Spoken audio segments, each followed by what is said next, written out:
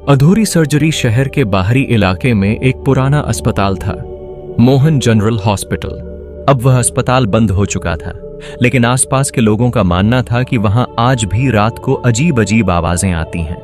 कुछ लोगों ने वहां से चीखें सुनने का दावा भी किया था। आरंभ। इंटर्न डॉक्टर का आगमन। डॉक्टर नेहा, एक नई मेडिकल इंटर्न, को इस पुराने अस्पताल में 1 महीने की ट्रेनिंग पर भेजा गया। सबने मना किया, पर उसकी मजबूरी थी। वह अकेले ही हॉस्पिटल के पुराने वार्ड में पहुंची। पहले दिन सब सामान्य था, लेकिन रात होते ही चीजें अजीब होने लगीं।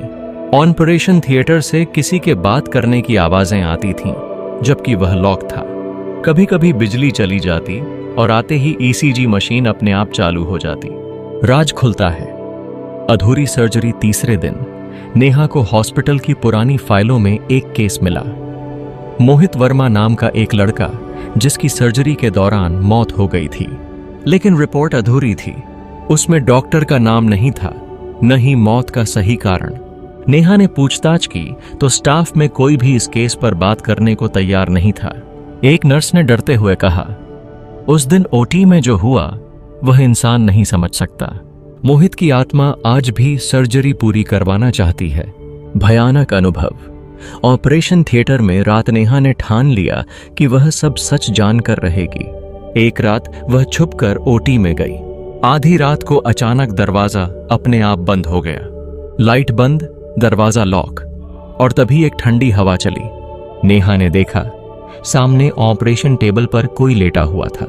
धीरे धीरे उसकी आंखें खुलीं। वह मोहित था, पर उसका चेहरा आधा सिला हुआ, बाकी अधूरा। उसने धीमे स्वर में कहा, मेरी सर्जरी अधूरी है डॉक्टर, तुम पूरी करोगी ना? नेहा डर से कांपती रही। मोहित आगे बढ़ा और बोला, जिस डॉक्टर ने मुझे मारा वह भी यहीं है, तुम्हें उसे ढूंढना होगा। अंतिम रहस्य। डॉक्टर शर्मा का पर्दाफाश नेहा ने अगली सुबह फिर से फाइलें खंगाली। एक नाम बार बार छिपाया गया था, डॉ शर्मा। उन्होंने मोहित पर गलत सर्जरी की थी और बाद में सबूत छिपा दिए।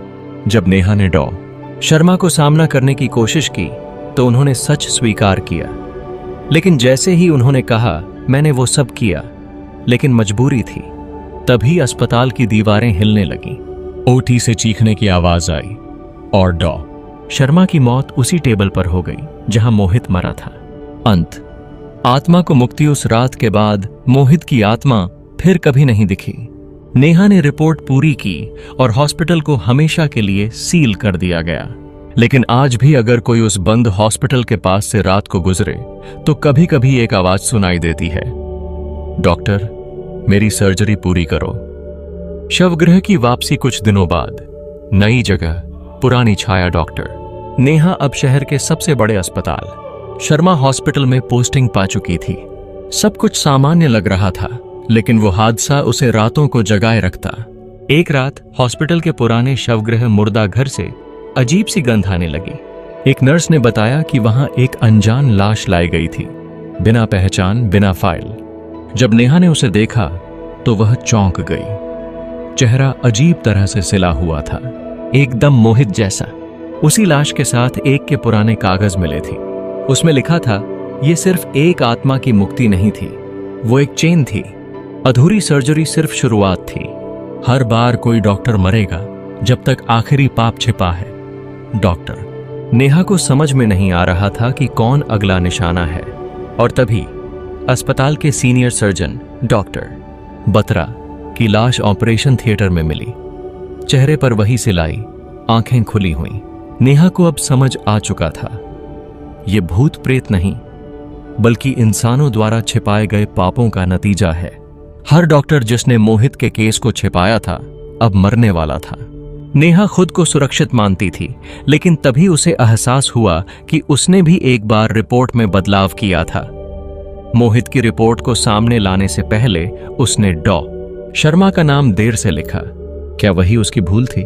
अब नेहा को हर जगह परछाइयां दिखने लगीं, कभी कंधे पर हाथ, कभी गले में सांस रुकना। आईसीयू में मशीनें खुद ही चालू हो जाती। डॉक्टर नेहा सर्जन के पाप नाम से। उसने सब बताया कि कैसे हॉस्पिटल की लापरवाही और घमंड ने मोहित की जान ली। उस रात शवगृह में एक आखिरी बार गंध आई। एक हल्की सी आवाज आई, अब पूरी हो गई, और सब कुछ शांत हो गया। लेकिन 3 दिन बाद एक नया इंटर्न आया, डॉक्टर करण। रात को जब वह हॉस्पिटल के बेसमेंट में गया तो वहां एक बहुत पुराना ऑपरेशन टेबल रखा था। उस पर एक कुछ कागज पड़े थे। उसी पर लिखा था, अब तेरी बारी है डॉक्टर, ये सर्जरी अभी भी अधूरी है। डॉक्टर करण की पहली रात। डॉक्टर करण एक होशियार लेकिन घमंडी इंटर्न था। जब उसने हॉस्पिटल के बेसमेंट में वो पुराना ऑपरेशन टेबल देखा और उस पर पड़े कागज पढ़ा तो वह बोला, यह सब बकवास है। उसने कागज उठाए और अपने रूम में रख लिए। लेकिन उस रात पहली बार करण को एक सपना आया। उसने खुद को उसी ऑपरेशन टेबल पर लेटा पाया। ऊपर रोशनी की जगह अंधकार था और चारों ओर डॉक्टरों की आत्माएं आकृतियां। और उनमें से एक ने कहा, तू भी अब मारेगा। सुबह करण की आंखें खुली तो उसकी शर्ट पर खून के छींटे थे। पहले उसने सोचा यह भ्रम है, लेकिन मौत की उल्टी गिनती चालू हो गई थी। वो कागज अब खुद बदलने लगे थे। हर दिन उसमें नए पन्ने जुड़ जाते थे करण के नाम के साथ। फिर उसे पीछे से कोई पुकारता है, डॉक्टर। वह देखता है तो वहां पर कोई नहीं था। फिर एकदम से पूरे अस्पताल की लाइट बंद हो जाती है। फिर उसके सामने एक ऐसी परछाई आती है, पूरी तरह से खून से भरा हुआ, और उसका मुंह सिला हुआ था। फिर वह बोलता है कि डॉक्टर करण, तुमने बहुत बड़ी गलती कर दी है। वापस रूम में आकर अब तुम जिंदा नहीं बच पाओगे, तुम मारे जाओगे जैसे मैं मर गया था। फिर वह परछाई जोर जोर से हंसने लगती है और फिर वापस बोलती है, तुम क्या, इस अस्पताल में जितने भी डॉक्टर आएंगे वह सारे मारे जाएंगे। फिर जैसे ही वह परछाई डॉक्टर करण के पास आती है तो वह पूरी तरह से बेहोश हो जाता है। और फिर सुबह उसके स्टाफ वाले आते हैं तो वह देखते हैं कि उसके शरीर पर किसी तरह के निशान बने हुए थे और उसकी शर्ट पर खून से लिखा हुआ था कि जो भी रात के समय इस रूम में आएगा वह वापस नहीं जाएंगे। और फिर उन लोगों में से एक की नजर उस बेड पर पड़ी तो उसने देखा, उसे पर लिखा हुआ था, सब मरेंगे, एक एक मरेंगे, सब मरेंगे, जल्दी ही मरेंगे। फिर बाद में उसमें हॉस्पिटल को बंद करवाया गया।